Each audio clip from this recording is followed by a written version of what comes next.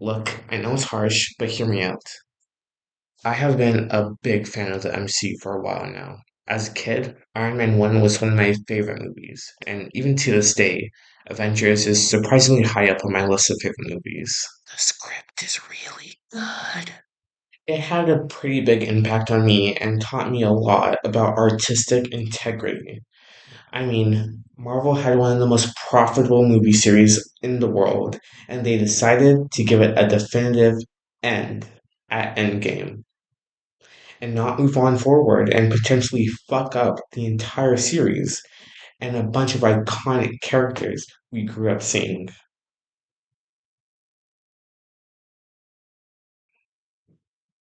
Don't you just love the fact there are only three Thor movies? Wait, what were you talking about? Oh, right, the internet. So, I'm writing a comic book, and I've been researching comic books and diving deep into the culture, left, right, and center, to truly understand the medium, and my feed has drastically shifted because of it. And during this research, I have been introduced to the Escaped podcast, a great superhero movie podcast that's famous for things. But that's not what this video is about. It's about this one clip I saw of them. Then you introduce the idea that Andrew Garfield is the only person that can be Spider-Man in this entire universe. That idea is anti-Spider-Man. No, it's not. But I've said that on the pod before. You're just wrong for that. But Why? because the whole thing about Spider-Man is Says that who? it can Says be who? everybody. Says who? Stan Lee. Stan Lee. Says Stan Lee. the creators of Spider-Man. Stan Lee. What did he say? Isn't that the whole scene in Into where it's like Into. anybody can wear the mask? But that Okay, is so it's just since Into, which, No, which came no, out after, no, right? It's a comic sentiment, which you wouldn't know because you haven't read any of those. I have read some. Like- First of all, like- also that doesn't make you No, again, it's like the arbiter of, okay, of what okay. Stan Lee said. That you're Mr. Spider-Man. Because he has a mask on, you can't see his face, so it could be anyone underneath the mask. That doesn't mean that no comic book ever in any universe ever can't have a storyline where it's Peter Parker's DNA. That doesn't make any sense. That's No. not what Stan Lee was saying. That's not what he meant. That he meant that like kids looking at Spider-Man and seeing a guy with a mask, unlike Superman or Batman, where you can see his skin, it could be anyone under there. That doesn't mean TASM 2 is a bad movie because it has a parent plot line about DNA. That's not what Stan Lee was saying. No. I mean, it's fine to think The Amazing Spider Man 2 is a good movie. It certainly has good qualities. It's even okay to think that the super secret agent side plot is okay or even good. But what one cannot do is deny the fact that Spider Man is fundamentally an everyman character. Spider Man is a character that anyone is supposed to see themselves in. Under the mask, he could be any one of us. For example, let's take a look at Superman. He is a perfect man, ultimately good and unwavering in his beliefs, and always succeeds to do the right thing without question. Superman isn't a person, he's an ideal, something we all wish were real and want to believe in. But we can never truly compare Superman over here to Joe on the street corner struggling to pay his bills. Superman is perfect, and this world isn't perfect. So Superman isn't of this world, and we can't see ourselves in him. But Spider Man? He isn't perfect. He does struggle to pay the bills. He does have faults. He is like us. He isn't always strong enough. He has to make the tough decisions, and sometimes he makes the wrong ones too. But at the end of the day, he always overcomes all of his hardships and does the right thing. And because of all this, he becomes not only a person we can relate to, but one we can aspire to become. The argument that the hat guy is trying to make is if Peter Parker was modified from birth to become an altruistic superhero, he becomes less of a Spider Man and more of a Superman. But this isn't an attack on the podcast, but a diagnosis on the internet as a whole. And to understand, we have to find the roots. What is your favorite film of all time? Mine's The Avengers, followed by The Greatest Showman.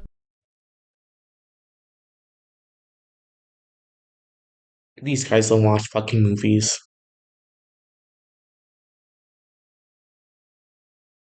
The internet was built on an amazing promise. It was sold as something that would advance society, as it lets us share information freely, allowing us to come to our full realization as humans. We could travel the world without leaving our seat. Yeah, we're not doing that. And now you can. You can watch Chinese esports at 12, listen to Brazilian funk at 3, and still have time to watch American streamers do whatever they do. And you can do all this without ever getting up to touch grass. Because let's be honest, why would you ever want to do that? But now there is a problem. We have the entire world in our hands. We can do whatever we want. So, given the option to do whatever you want, what would you do? The answer is obvious. You would do whatever you already like. You wouldn't venture outside your comfort zone because why would you when you don't have to? It's comfortable for a reason. This all leads to communities, groups of people with all the same interests, and I think they are actively hurting our society. The entire internet is built around communities. It's trying to funnel you down into a niche where they can capture attention for as long as possible and pull you away from the rest of the internet. Communities kind of suck. It forces you into a group where collective thinking is encouraged, forcing you to see the things that only matter to the community. It's a bubble, an island where you're separated from the rest of humanity's ideas, and sometimes their values too. Communities actively shrink the world. If you knew about the release of Olivia Rodrigo's newest album, you probably didn't know about EVO 2026. And if you knew about EVO 2026, you probably didn't know about Digger.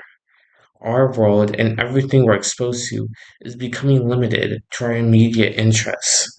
And now our world has become so much smaller because of these communities. I mean, you see it all the time if you ever go outside to touch grass, you go talk to somebody about the big important thing on your feed and they just go, I have no idea what you're talking about right now. not be able to share our interests with other people is a problem with these narrow view of the world. But more importantly, with this narrow view of the world, seems to come a more simple view of it as well. When you don't have proper exposure to everything the world has to offer, then you can't truly evaluate certain things. Amazing Digital Circus finale just came out, and for whatever reason, it is extremely polarizing. Some people adore it, and others despise it like the plague. And of course, with that comes tons of video essays of people critiquing the shows, some of which are more valid than others. For example, some people think that the show didn't use their characters to the fullest extent, like Ragatha. Her relationship with her parents and her constant need for validation is rarely touched upon. This is a good critique of the show, even though I don't necessarily think it ruins it by any means. But there's also a lot of bad criticism about the show. Tons of people, for example, complain about the mysteries that the show sets up but never explicitly resolves. This isn't necessarily a bad thing. There are lots of movies and shows with implied deep lore that never gets fully explored. Preserving the mystery can serve the show in a productive way, and it does in the case of the Amazing Digital Circus. The Digital Circus ends by having the characters realizing that they can never have their lives on the outside again, yet still enjoying the lives that they were given. This showcases the themes of the show about how we aren't always given the lives that we want or strive for, but that doesn't mean that you can't enjoy the things that you were given. You have to swing with the punches that life gives you, and in a way, the audience has to too. The audience goes through the same arc that the characters do, constantly being hinted at that there's more beyond the digital circus, even though we don't get to see it, and having to come to that realization that what made the show good isn't the things that we don't have, but the things that we did have, the characters. But some of the people in the community can't see that, because let's be honest, they have a limited framework of what cinema is. They either only consume funny internet haha shows or come from other fandoms like the FNAF fandom, where the only thing there is to enjoy is the theories and the lore. That being said, neither of those things are inherently bad or worse than, let's say, The Godfather, but they are clearly different beasts that are good in completely different ways. And if you have only experienced one without the other, you would have a limited framework of what cinema is and can be. But the internet actively encourages you to focus your attention onto one thing at a time. Our view of the world has become so much smaller, but as an effect, our worldview has become so much simpler. When you are surrounded by people that only have the same interests as you, it is bound to become an echo chamber, where the same opinions are repeated and internalized. But also, the larger the community, the simpler those opinions have to be in order to cast the widest net possible and include everybody in the community. This creates a space where nobody needs to think anymore. You are no longer confronted with things you aren't sure about or disagree with. Pretty soon, it devolves into a worldview where the things I like are important and good, and the things I don't like are completely unimportant, or even worse, bad and immoral. We all know about this phenomenon from politics. Republicans despising everything Democrat because of some alt-right podcast, and leftists doing the same thing because of the road work ahead guy. Road work ahead? Yeah, I sure hope it does.